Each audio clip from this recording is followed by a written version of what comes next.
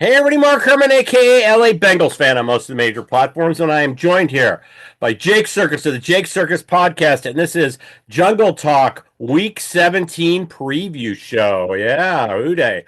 We're filming this on Christmas night, so I hope everybody had a Merry Christmas. You got your first taste of Christmas football, NFL, I should say, because I've always had some kind of games on, but only watched the first half of the Chiefs game, and then I had family stuff to do today. The streaming looked pretty good. It looked like they worked out whatever kinks they had, you know.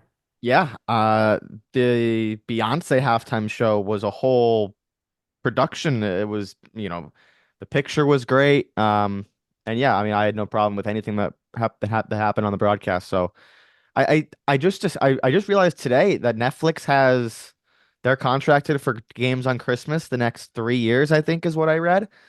Wow. Okay. So this is not just a one-time thing. I mean, over the last few years, everyone's been saying the NFL dominates Christmas since they started playing these games, and um, there are a lot of jokes out there that Roger is only having these games on Netflix, so it makes it harder to switch switch back and forth between the NFL and the NBA. But I mean, the the NFL is king, Well, even next year. on a day that the NBA has dominated for years. Yeah, well, next year, I think the NBA showed people want sports, just like Thanksgiving and stuff. They want to be able to put a game on in the background, and you know, so I think the NBA kind of showed proof of concept that America does want sports on Christmas. Next year, Christmas falls on a Thursday because it's a Wednesday this year. So next year, you'll probably have two on Netflix and then your Thursday night game on Prime. Wouldn't that follow? Yeah, I think Yeah. that would make sense. Yeah. Yeah, because we have the Prime game tomorrow night. So Right. next year it'll just be we'll have the triple header on Christmas, and so. But no, scheduling gods were actually the games weren't particularly. I always saw the first half of the Chiefs game, but the games didn't look particularly close. But going into the games, they did get favorable schedules in terms of having relevant games with relevant teams. Yeah, You and know, they didn't get a you know, Tennessee Jacksonville game or anything. You know, right. Obviously, there was the round robin that they did with Saturday. The only way to have a team play on Wednesday is if you make them play Saturday the week before. So they had the whole round robin with the Chiefs, the Texans, the Steelers, and the Ravens. That was how that scheduling works. But if, they have Christmas games next year, maybe they'll have three because it's on a Thursday. Um, but they wouldn't need to do that round robin the Saturday before. So I wonder if we also get maybe an extra game that Saturday before, because normally there's three games on a Saturday, a full Saturday slate when the NFL starts playing games on Saturdays around week 16. So who knows? yeah, we But have yeah, three this week. yeah, Yeah. we'll have three this week, and then I think it's gonna be three. No, sorry, not three in week 18, but yeah, so three this week. We had two last week, so yeah, it's. And the NFL is king. I'll Oh leave it at yeah. Well, that. no, and they got four days of football, this Yeah, week. well, and actually, I will say this: the fact that this year the fact that New Year's and New Year's Eve are Monday, Tuesday, or yeah, Monday, Tuesday, or sorry, Tuesday, Wednesday is perfect because you don't have to worry about the college football playoff. So that will be a scheduling dynamic in the future when New Year starts to fall like on Thursday, Friday, Saturdays, and Sundays, because Right. that's when the quarterfinals of the college football playoff are going to be. So there might be some overlap, just like last week when the first round was overlapping with the NFL and made this, it created this huge, gigantic football slate. So obviously the NFL and CFP don't want that. The viewers want that. But this year was perfect for the NFL because they didn't have to schedule their games around the CFP. So now Saturday they get the NFL's isolated with, some meaningless bowl games on all day on Saturday. Yeah. So before I forget, if you don't subscribe, please subscribe. It's all we ask this show by fans for fans. So please all we ask, support the channel, bang the bell so you know when our videos come out, and please hit the thumbs up on YouTube. It helps us out with the analytics. And Jake, you do some amazing podcasts. Tell them about where they can find it. Jake Circus podcast on Spotify. We're gonna try to get an episode up on Sunday. Probably not. We'll probably do something when the CFP games are done going into week 18, but I'm leaving tomorrow for 2 weeks, going to Vegas, going to Chicago, so we'll figure it out. But I got an episode up from this past week. We got a lot of futures still left for the CFP between we got some Penn State stuff, Ohio State stuff, Texas stuff that we placed before the whole thing started. So looking forward to that. And yeah, I do have a pick at the end of the show to give out Excellent. for No, next week. looking forward to that. So, but and we usually do the show on Thursday. We're doing it tonight, just holiday scheduling and everything. And we got flexed back into the Saturday slot here, so we're really still the same amount of distance from our game on Saturday. This one, I said this on our last show. I think it was just on the recap of last week, but both of these teams have really only beaten lesser teams. In terms of, the Broncos and us, they have a better defense than we do. We have a much better offense than they do, but both of these teams kind of have feasted on the bottom half of the league. So if you count us in the bottom half, then the Broncos should beat us. But the Broncos, have given up, 21 points in their last 10 games, at least 21 to their opponents in their last 10 weeks. So, and they gave up 4 touchdowns to the Browns and to who's the other team they get put up 4 on them? Um, I'm trying to look here. Oh, the Chargers and the Browns both put up 4 touchdowns. So when you're looking at the Browns aren't in that group, but I consider us on the same par as the Chargers. And the Chargers are a flawed team. They just, have gotten won a couple more of the games they should have won, and we didn't, which just separates us, namely our game against them. But I see us in that era, so I don't see any reason why we can't score on this team. It's like I said, they do. Denver is sturdier against the run, but they do have Patrick Surtain, and like his father, he's one of the best cover corners. So, this is a very evenly matched game. And if you think about it, the spread's 3 points. That's pretty much what home field is. So this is basically, if this was on a neutral field, it would probably be an even game. Yeah, you nailed it perfectly. The NFL has a severe parity problem this year for the first time in a while. That's why favorites are winning a lot. It's why a lot of pro gamblers are having tough years. The NFL has a legit parity problem. There's going to be 6 teams and just in the AFC alone that aren't going to win 5 games. The Jets might, but that's it. There's the Browns, Jags, Titans, the Raiders, and the Pats, who all have to win out to get to 5 wins. That is a big problem for the NFL. Yeah. There is a lack of elite quarterbacking towards the middle and the end of the league, and the bad quarterbacks that play are historically bad.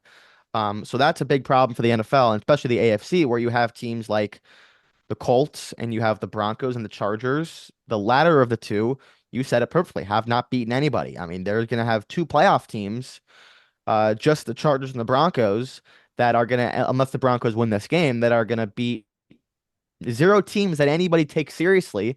They're going to beat 0 opposing playoff teams, unless I'm mistaken. Chargers and Broncos, none of them beat the Steelers, Texans, Ravens, Chiefs, or Bills. So neither of those two Yeah. teams are going to have beaten any playoff teams.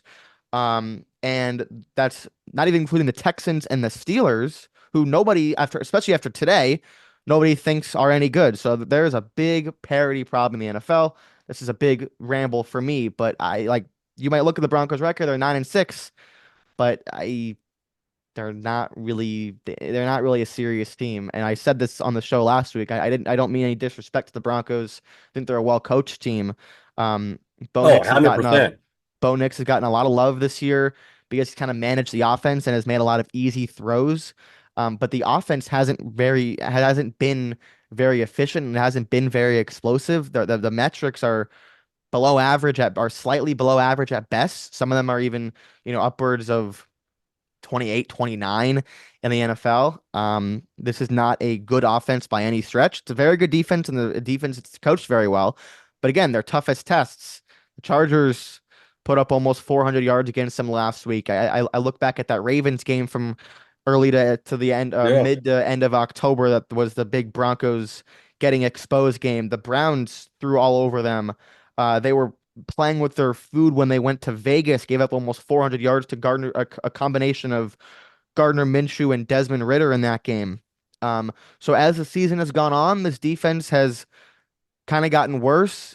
Part of that, Riley Moss has not played at all, and the corners behind him are a huge drop off. It's Surtain and a whole bunch of nobodies when Riley Moss isn't playing. I don't have the injury report next to me. I don't think Moss played last week. If Moss does play this week, their defense obviously gets a big boost. If he doesn't, how many times have we talked about Mark Jamar Higgins healthy versus teams that don't have two corners that can man up against them? The Broncos Oh play a yeah. lot of man coverage. So yeah, that's my long ramble about this matchup. No, and and Burrow is if nobody's playing, I think he's playing better than any quarterback in football right now. I mean, he's just lost on our team in terms of, for the MVP conversation. But and you nailed it. They don't ask Bo Nix to do a lot. He gets a lot of yards after the catch. He dumps off short patches, and Sean Payton has been very good about not making him. We saw that when the Chargers got ahead, Bo Nix couldn't really bring them back. So he's not a quarterback Well, that can put the team on his shoulders and will yeah. them to a win. That's not Bo Nix. Well, they did against the Colts, but it wasn't to the help of Bo Nix. They were trailing to the Colts. Should have went down, I believe, 20 to 7, 21-7 in that game until Jonathan Taylor had a walk-in touchdown and dropped the ball, Yeah, fumble yeah. it out of the end zone, and then the Broncos had two defensive touchdowns after that. So So Battles was a fumble before he got to the goal line.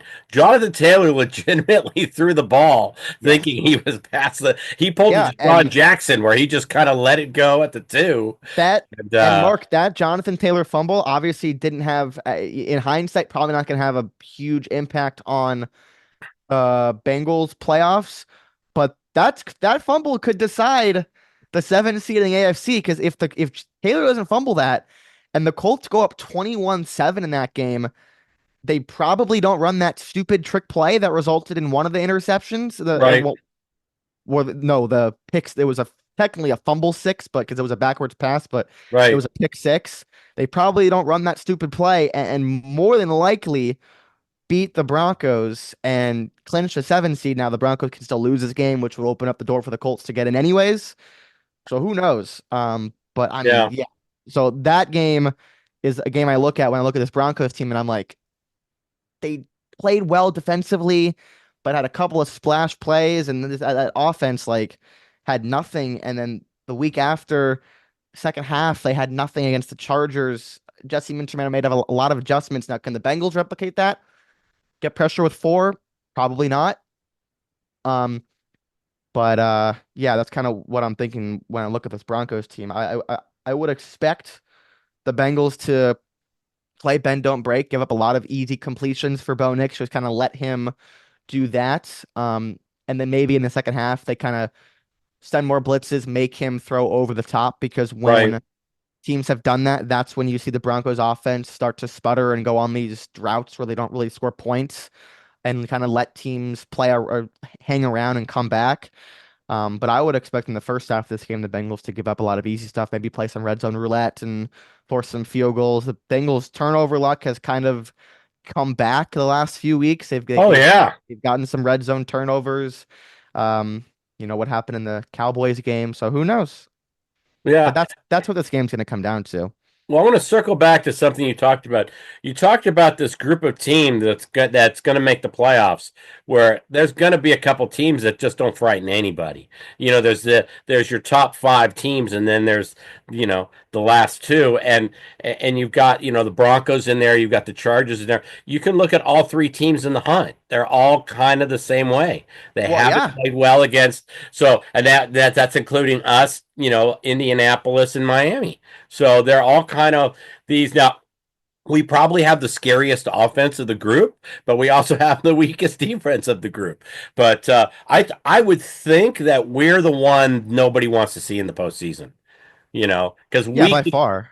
we could put up some points. But the bottom line is, and we said this on the last show, we think it's possible we get a Carson Wentz win against the Broncos in Week 18. Our biggest thing is we don't see a loss from Indianapolis or Miami in either of the last 2 weeks. I just you look at the schedule and it's really hard to think that Mac Jones is going to do you a favor, in Week 18 against doesn't he have the Colts, the Jacksonville Colts? So, I'm not counting on Mac Jones, and I'm not counting on Indy losing this week. Aren't they playing the Giants? I mean, you also, I mean, Miami needs to lose too. They go on the road 2 weeks to play the Browns and the Jets, so maybe they drop one of those. But those aren't two teams that have any indication that they're trying to win. No, but the Jets is you at least go maybe Aaron Rodgers, right? Sure, Aaron Rodgers, Swan Song, who? Yeah, Yeah, something. It's just with Mac Jones, you just don't. So you got to think. I mean, with the Steelers losing today, this was the least of our problems. Was KC having to play all their starters next week because I really see the Indy and Miami as our biggest obstacles. yeah, So they're gonna need some luck. Jacksonville fought hard against Vegas. That game was anyone's game. It didn't really seem like they did anything that indicated that they were trying to lose. So I assume that we're gonna get Jacksonville's best effort in that Week 18 game in Indianapolis. And look, I'll say it again. Jim Irsay teams have done a lot worse to choke their postseason dreams the last couple of years, with teams a lot better than this Colts team. yeah. Well, all we can do is control what we can control, and that's beat Denver, beat Pittsburgh. Pittsburgh laying that egg in the second half today. They definitely, in the last couple of weeks, look like a flawed team. We should have beat them the last time around. I can see us winning Week 18. I can see us winning out these two and not making and being the best team not in the playoffs. But let's see if we get some help because that other stuff's out of our hands. So, but all right. Is there any other thing you wanted to throw out there? I think we hit everything on my notes.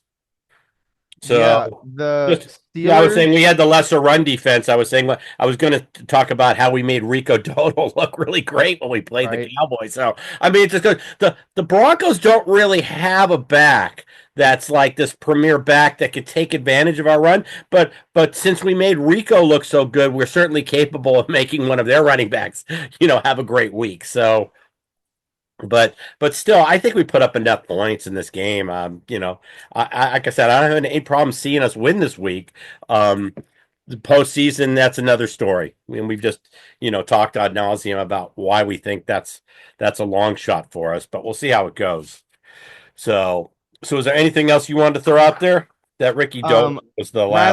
Riley Moss is gonna play. Okay, So the Broncos do have not two but three because the rookie Mizzou guy, MIZ, Abrams Drain, the corner who replaced the backup who replaced Riley Moss. He's come on very strong and looks pretty good. So the Broncos look like they have plethora of defensive backs that are all fully healthy that are gonna match up in this, Vance Joseph man coverage heavy defense. Is gonna play a lot right. of man coverage against our boys. So look Yeah, out for that. no, no. Like I said, I think this is a close game. We're in a coin flip game this week. I mean, like I said, it's in our house, but we haven't exactly showed that this is, some house of doom for visiting teams. Isn't So, it the Stripe the Jungle? Aren't they doing Stripe the no, I Jungle thought they for did this the one? Stripe the Jungle last week, where they had each section a different Oh, that color. was last week against. Oh, Yeah, but maybe. they didn't. I saw it on a couple of the shots where you could see like a black section and then an orange section, Hmm. but unfortunately, they never really gave us an overhead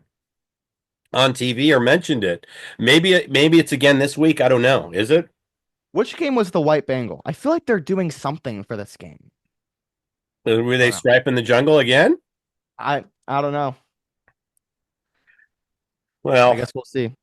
you know what? You looking at our record, you can do all these Who things. cares? You look at our home record, it hasn't helped. So Yeah. I mean, what? look, So I'm interested to see what our color combinations are. I don't think have we done the or we did the black jerseys black or the black jerseys orange pants in the last game, and I don't remember if we had that. We did the orange jerseys with the white pants, didn't we? Against San Diego, no, against the Chargers. But they've done some really odd color combinations this year. yeah. So, but like I said, usually when we first did our orange jerseys, we won like our first six. I don't remember what it was, but there was a point in time where we were unbeaten when we wore orange jerseys, and then that went away. I haven't seen anything that leads me to believe we've got we've got any home advantage or we do these color themes in the stadium. I don't think any of them have translated into wins. So, but I don't know. So, well, we've got a 3 point spread. Bengals are favored by three. The over under is 49. So they're envisioning a 26-23 type game on the over under. Um, I see the Bengals putting up, I see us getting at least four touchdowns. I don't see why Burrow can't do that at home. The question is do we keep Denver? Do we get a couple turnovers? If we get a couple turnovers, we'll win this game. I mean, that's what it's going to take. The Bengals need that. So, but I'll go first. I've got us down. I'm going to go 31-26. I'm going to go a little higher scoring game.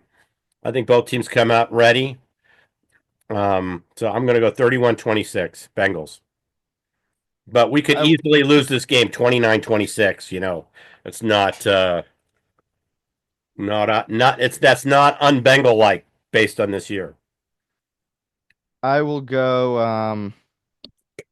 I'm right in line with the number in total. I'm gonna go 27-23 Bengals. Okay, there you go. Both of us have it slightly over. Not you're a little more of a nail biter than me, but hey, put your score predictions in the comments, please. Any of you guys thoughts? Are we crazy? Are we not crazy? What do you think? Throw those scores down there in the comments. And so what do you got? You got a college football game for us? What do you? Yep, I've already placed it right at the opener. My biggest wager of the season for college football. I'm taking Ohio State over Oregon. I wish that they hadn't put up 1,000,000 points against Tennessee. Would have gotten them as a dog, but I think Oregon's super overvalued. Um, Yeah. every team in college football has gotten exposed this year except for Oregon. I don't think that they're that far ahead of everybody else. So it's coming, whether it's this game or it's against Texas the next week.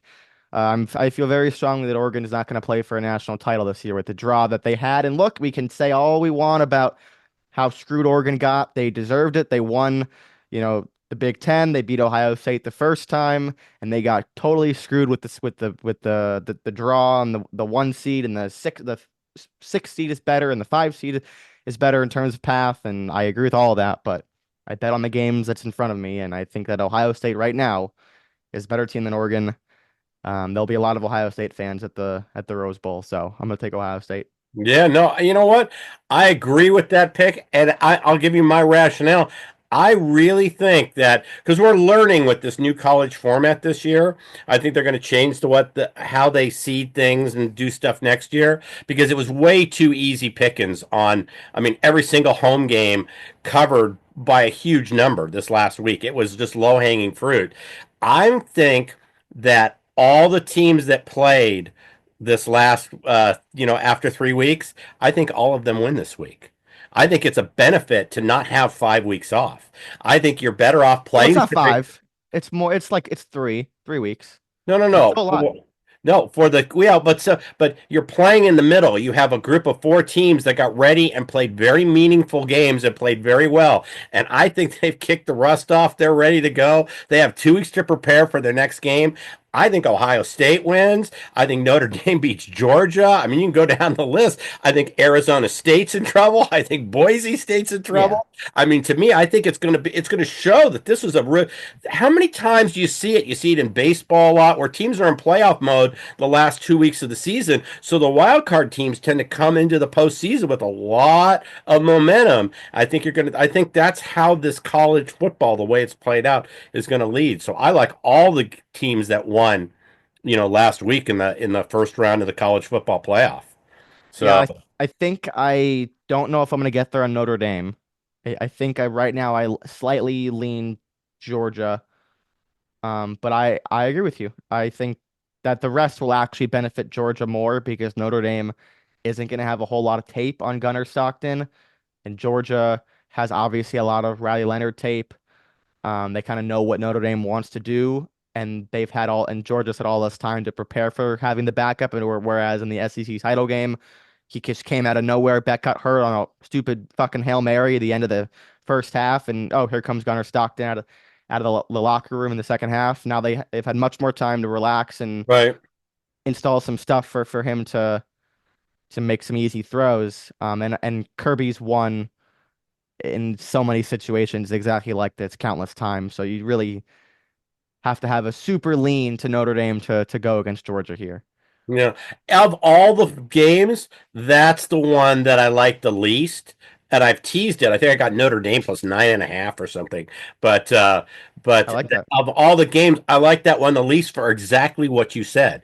Smart is an excellent coach, and he elevates them. You got that the coaching card on your side there. So I definitely of the three, but I think Boise's in trouble. I think Arizona State's in trouble. Yeah. And I 100% agree with you. I'm all over Ohio State and the over on that game. So, um, But how much of the Boise Texas being in, or Boise Arizona State being in trouble, like you said, how much do you attribute that to them having rust and having the bye? I think it's much more like they shouldn't have had byes because they don't deserve to have byes, right. Well, and they're playing that's what teams that are way better than them. that's when I talk about them redoing how Right. they Of course, seed it has things. to be redone. It has to Maybe be they redone. reseed after the first round. I don't know how, but they're going to do something different. This year was kind of a test run. They didn't know how it was going to go. The Right. gambling week was way too easy last week. I will be shocked if it's similar next year. I don't think Vegas wants that. It was just easy taking Ohio State and Yep. taking Texas. Those games were at Penn State. I mean, you never worried. The games were over at half. So. Yeah. I mean, Mark, you and I are very, very different types of gamblers. I rarely ever like to lay points of any kind. I always find myself siding with the dog in most situations. I had every favorite last week, and Yeah, and they covered. And see, now I'm one of those. I'm with you on not liking points. So that's why if I'm taking the favorites, I'm teasing them. I love money lines and I love teasers because my feeling is you have to alter the lines to get them in your favor. The analysts are way too good. I don't know how many times you play a second half over under in basketball, and you're literally within a point and a half of what the over under was. They are so good at what they do that you have to tweak spreads, and that's why I love money lines and I love teasers, and I'm very patient. I inch teasers along. The things that changed everything for me was open plays because I could take 3 weeks to bring a card home, and I do that. I have cards that I just inch along, and I'm very patient. I'm a very patient gambler. I love these 3 games this week. I'll advance this 8 team or 3 games and save it for next week. And I just do that all season. So, but I believe you. I hate points as well. There's nothing worse than losing a bet because you gave up a point and a half or something. That's the worst. So money lines and teasers. So we actually, I think in theory, have more in common than you think. But yeah, it's we'll see. And the college football, it's going to be interesting. They're going to be tweaking a lot of what they do. It's like you said, did Boise and Arizona State deserve the week off, the games off? And it's probably the answer is no. And I well, think there's been a lot, and I'll say one last thing. There's been a lot out there about the terms reseeding. I think people get that term confused. If the teams that got buys in this ideal new format where you reseed after the first week, if the teams that got buys, if you still give them buys, if you reseed like the NFL does, then your matchups are the same because you gave these teams seeds 1 through 4. What they should do, if they really are so adamant about giving conference champions buys, then what you would do what's called re-ranking, meaning you would give those 4 teams the buys, and then for the quarterfinal matchups, which is this round, you would go off of the current college football playoff rankings. So your top seed would be Oregon. Um, Georgia, I believe, was the 2, so they would still be the 2, but the right, 3 seed would be Texas, or I think it was Texas, the 3 seed. But either way, it would not be Boise State. Arizona State would not be right, the 4 seed. So your top seeds in those 4 games would be 1 through 4 in the college football playoff rankings, not the 1 through 4 seeds in the college football playoff bracket. So the term that people are looking for is re-ranking. We yeah, don't okay, want to reseed. We can reseed if the reseeding means if upsets happen, you don't give the 1 seed the harder matchup. But upsets didn't happen, so reseeding wouldn't do anything. The term people are looking for is re-ranking, which I think re-ranking. No, is what they should do. But honestly, I don't think that every conference champion deserves a bye. So I don't, we're four out of 5 of them. I think that principle's garbage. I think that you should give buys to teams that the College Football Playoff Committee thinks are the four best teams in the country. Yeah, well, I think they're going to put a lot more weight on strength of schedule, that statistics like that, where you look and because the argument with Indiana and SMU not and I know that they play whoever's in front of them, but you have to if you haven't played the kind of schedule that you get in the SEC, look at Georgia has more losses, but look at their schedule, you Sure. know. And this is what I'll say about that. I mean, if you follow me on Twitter, I troll a lot. I mean, I've trolled Indiana all year, clowning their Mickey Mouse clown schedule. I mean, it's true. I don't think I'm incorrect on anything. Um, but I've never I would have if I was the committee, I mean, I'm an SEC guy, I would have left Indiana out because I can look at them and say like they don't belong is the term that everyone's used, but I don't think that the system is the problem because we let Indiana in. I think the system's biggest problem is that their top teams are going to keep getting boned and screwed by having to play tougher teams in earlier rounds than other teams who aren't as high. So in this system, Indiana is the first team to get exposed in this. They're not going to be the last. We will have years countless where SEC teams fuck up and they get left out. But look, even in this year, if Bama didn't lose to Oklahoma and Ole Miss didn't lose to Florida or Kentucky, Bama and Ole Miss both would have been in. I think Yeah. SMU would have been left out, and I can make a very strong case that Indiana would have been left out for a two-loss Alabama and a two-loss Ole Miss. Can make a great argument that that's exactly what would have happened. But the problem I don't think is that Indiana got let in. They're the first team, and SMU as well. The first team that's been experimented with this, but years are going to go on. When you have 12 teams in, odds are there's going to be one or two teams that don't belong and they're going to get exposed. But it's good. The system. This is why we expanded. I think that it's good for college football that we can see those teams actually play and give them a chance and they get exposed, and this is going to be an endless cycle. But the biggest problem is the structure of buys and seeding and how bad some of these matchups are and Yeah, unfair. like I said, it's like you said, re-ranking. They're gonna come up with something. This was kind of a you got to see how it works.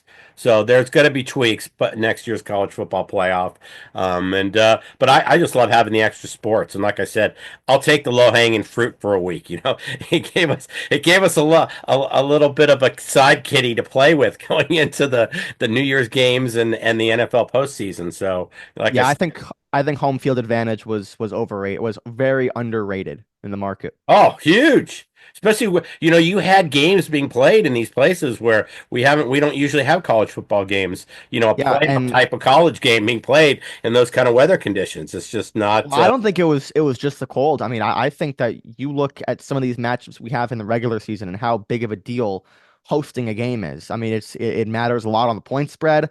Some of those lines, I mean, particular SMU Penn State. In the regular season, if Penn State hosts that game, Mark, I think that line's in the double digits, and it was only 8 or 9. Um, I think that the market heavily underrated home field advantage just because it was a playoff game, and I don't understand why. Maybe I'm wrong, but I mean, I would have made that line over 10. I think if that game was a normal regular season game and people are paying more attention to it being home field, that I think that line would have been much higher. Same thing with maybe not Indiana Notre Dame because I thought that line was kind of right and Indiana just didn't show up. But for sure in well, SMU Penn State and, Indiana. and maybe even Ohio State Tennessee as well because Tennessee was kind Indi of fraud all year. Indiana looked like a team that had only been trailing 20 minutes because of their schedule. They had only been trailing 20 minutes the entire season. And they were trailing more in the first half of that game than they Yeah, had in the entire. They weren't built for they hadn't experienced anything like that because of their schedule. I mean, people have been grouping Indiana and SMU together. I think SMU 1000% deserved to be in. Indiana, they played the bottom half of an 18-team conference. They took advantage of a super easy schedule, did not beat anybody good. I mean, it kind of fucked them that Michigan was so bad, but Michigan outplayed them. They got outplayed by Washington. I know that game was with the backup quarterback, but I mean, yeah, I digress. I think SMU First of all, I think they should have been seeded higher than Indiana, even with the Clemson loss. Um, but SMU was not the same caliber of resume as Indiana. They were much better in my Oh, opinion, than Indiana. I mean, Indiana 100% played agreed. some dog shit teams, and Signetti, I fuck that guy, All right, we segued way off, but you know what? I love the right? you and I are gamblers. So Heath People was care. yeah. People care about this stuff. I mean, No, I'm you know, sure it there's was there's a fun. It lot was of funny because I send out the email at halftime for our recap shows, and Heath was texting me about why aren't we starting? Why aren't we starting? And I said, the Eagle game is still going. The Cardinal game is still going. He goes, well, I don't care. I said, we have action on it. We care. You know, I'm Well, watching I, that. I I didn't have a dime on that Eagles Commanders game, but I was thoroughly entertained with the ending of that one last week. I know that So, was well, well into the here's the witching thing. hour. I teased him. I had four. So it didn't even matter to me when they went for the 2 point conversion because I still had the win. Once the Eagles got the interception, but you know what I'm saying? But these games matter to us. So because we're both gamblers, we have a different mindset. You know, Yeah. as he always says, we watch the games differently. We watch them differently for a lot of reasons. So but all right, well, if you don't subscribe, please subscribe. It's all we ask. Like I said, this is a show by fans for fans. We're giving you this show on Christmas night. Um, please hit the thumbs up on this episode. It helps us out. And Jake, tell them where they can find your stuff. Yep, Jake Circus Podcast, Spotify, and YouTube. We have an episode up right now going over the quarterfinals, CFP, some playoff stuff for NFL. I don't think there'll be an episode up Sunday night, but there hopefully will be one up early next week, maybe Monday, maybe Tuesday, but we're gonna try. All right. Well, we'll be back with a recap right after the game is over on Saturday. Remember, we have a Saturday afternoon game, and then a preview next week going into the last week of the season. So, with that, I'm going to say, hey, enjoy the rest of your Christmas evening. Who dare, everybody? Who dat? Yeah.